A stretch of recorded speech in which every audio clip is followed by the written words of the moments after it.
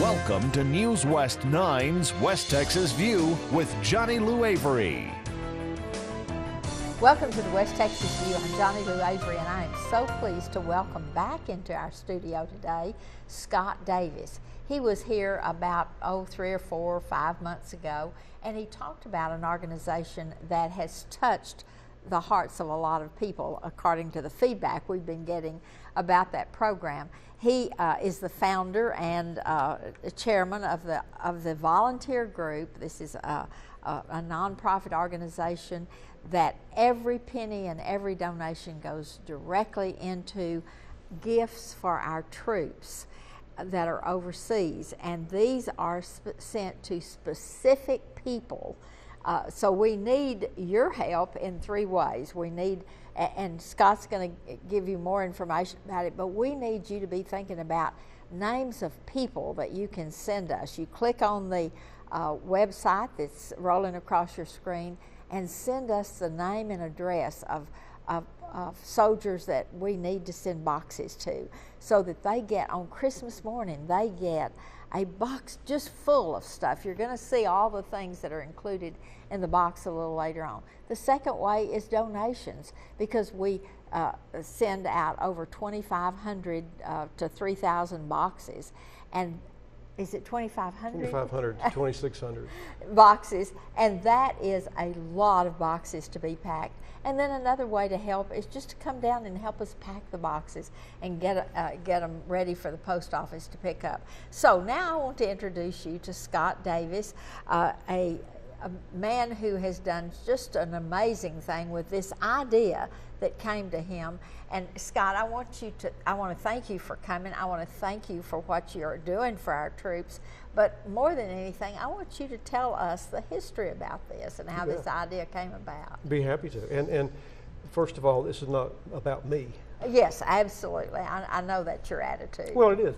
You know, we've got dozens of wonderful volunteers who make Christmas for our troops possible. And we started out in 2004. This is our 10th year. I never thought we'd be doing this for 10 years, but started out in 2004 packing 5 boxes to go to an Air Force captain and 4 sergeants in the Army that he was working with. And that was where we thought it would end. But 12,123 boxes later, we're still sending boxes to our troops in combat. It was a project that just exploded, and it's been a learning process for us, because none of us who are involved have ever started an organization like this from scratch, and none of us are inventory control people. We're just West Texans who want to do something for our troops. Who have other professions, and this is just a sideline out of love and devotion to our patriots. It's strictly for our troops, and it's amazing how many people want to help and make this happen. And without those people, it doesn't happen. We have to have people who spend their time for free, because we don't pay our staff. And you don't have any paid staff. No, we don't. We don't. We're very fortunate that we have lots of good volunteers. We have students in philanthropy. We have ROTC units. We have football teams, and we have moms and dads and grandfathers and granddaughters, and just a wide variety of people of all ages who want to show our troops how much they're appreciated. Because I think, and I think our volunteers realize this, that these men and women who are serving right now in Afghanistan are forgotten, and that's not right. And our goal is to make sure that those men and women who are over there in combat understand that they are remembered back home and they still are loved. And this little box that we send them is just a small token of our appreciation for what they do. But it's really not a little box, and it's pretty heavy, and it's filled with such wonderful things. These are not junk items at all, and we'll talk more about that later. But really what you said is this started with a handful of people that you wanted to send boxes to, and then all of a sudden you looked around, and the next year you were sending 200 boxes. It just grew and grew and grew. But what motivated you to send it to those first 5? Well, I had been introduced to this young captain through my brother, and he was sending emails back from Iraq, and he was an amazing young man. He had been an enlisted man. He got out of the service, went and got a degree in English. He learned Arabic, and rode a bicycle across Egypt. And his emails that came back to me and his experiences in Iraq were just fascinating. They were so well written and so interesting. And I just got to thinking, well, gosh, you know, ought to be something we can do to make life a little easier for Stephen. And he got out of the airplane that he was flying in that was looking to help with intel to help the troops on the ground, and started working with 4 sergeants on the ground. And so he was actually a ground pounder for a while, which is unusual for Air Force kinds. And it just was the right thing to do. So we packed up 5 12 by 12 by 12 boxes. And these first boxes that we sent out had everything in the world in them. We had 2 or 3 legal pages of items that we put in. There was a big roll of duct tape in there because everybody needs duct tape. And they were just a huge hit.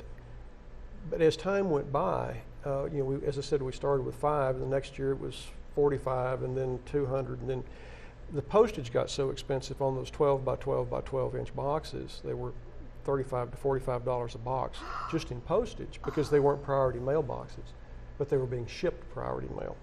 That we decided that we would go to the post office box where we had a fixed cost and knew what our postage would be. And that forced us to get away from our 3-page legal list and refine the list of items that go in these boxes. And over the years, we've worked with a variety of officers and enlisted men and women to winnow the list down and try and put things in there that are life-saving items, that are fun things, that are treats, that are things that'll keep them warm. So there's a variety of useful items in there that they're going to want.